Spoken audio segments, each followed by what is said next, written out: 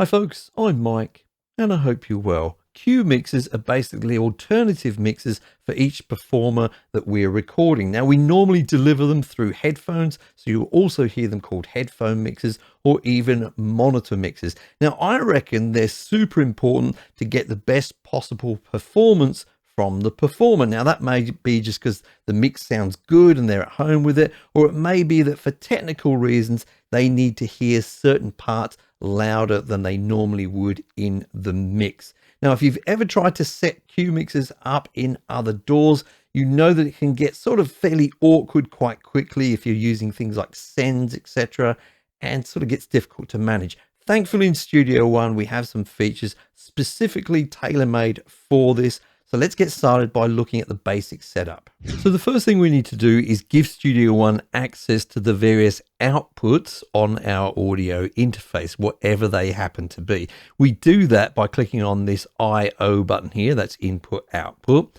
And then once that's open, just make sure you're on the outputs tab. So I'm clicking on that.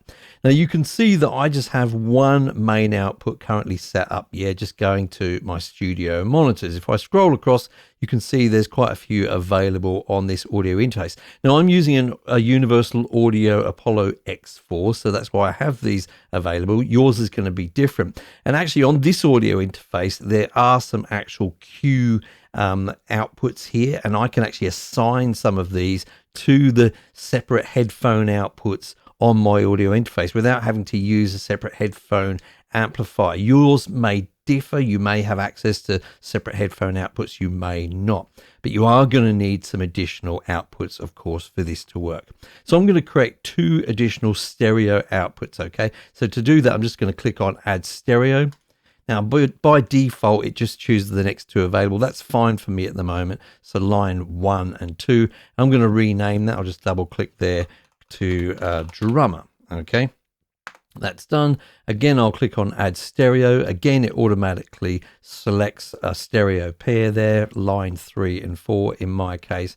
I'm going to rename that to vocals.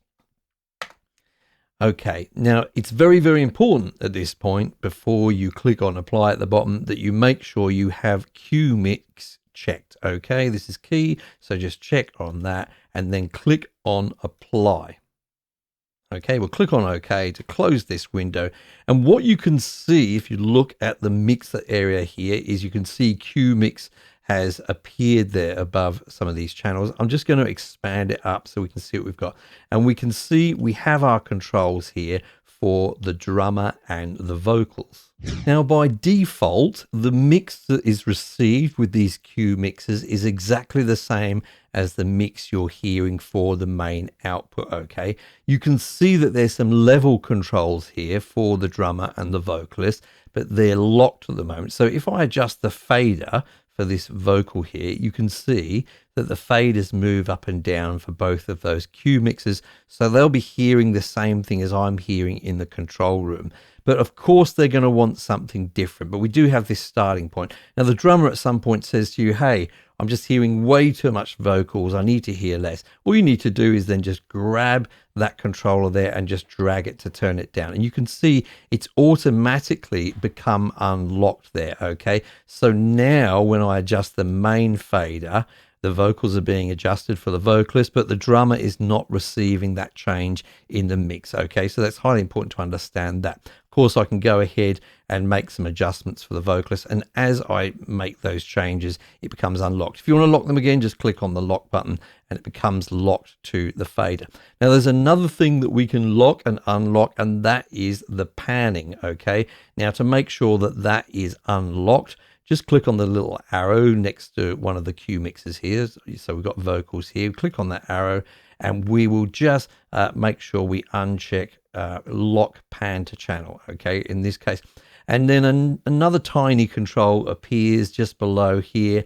And if we adjust that, you can see we can now change the panning independent of the main mix. So it's actually really useful to have global control over these cue mixes as well. But to do that, we're going to need to see the actual controls. So I'm going to go over to the left-hand side here and click on this right pointing icon here, which is to show outputs. I'll click on that, but you probably won't see a change right away. And that's because the controls are still partially hidden. If we go over to the right-hand side, we can see our regular main output here, but a divider has now appeared here. I'll hover over it there and just drag it out, and now we can see those other two cue mixes. This is really handy. Let's say, for example, the drummer says to us, hey, the overall thing is just too loud for me, it's blowing my head off. We can adjust the fader and change the output volume for the drummer there. A drummer's probably never going to actually say that, but just in theory, okay, we could turn it down for the drummer. The drummer may say, hey, I want to hear the metronome, in which case we can turn the metronome on, but leave it off for the singer who may not want to hear it.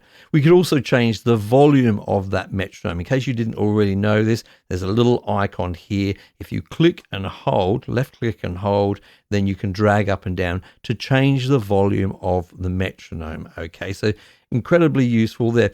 Now, you can see as well, of course, that we also have the ability to insert effects here as well. So you could do that, just be a little bit careful. If you're using sort of mastering style effects, they can introduce quite a bit of latency, but you do have that option. You can do a little bit of EQing or something for one of the performers if they just are getting bothered by some frequencies or something. So really handy controls there, and you can really deliver for the artist the mix that they want. You know, I reckon to get the best out of Studio One, it's important to understand routing. When do we do sends to buses? When do we use inserts instead of putting effects on buses? When do we use VCAs, effects channels, etc., etc.? I've answered all of that in this video right here. Take a look at it now.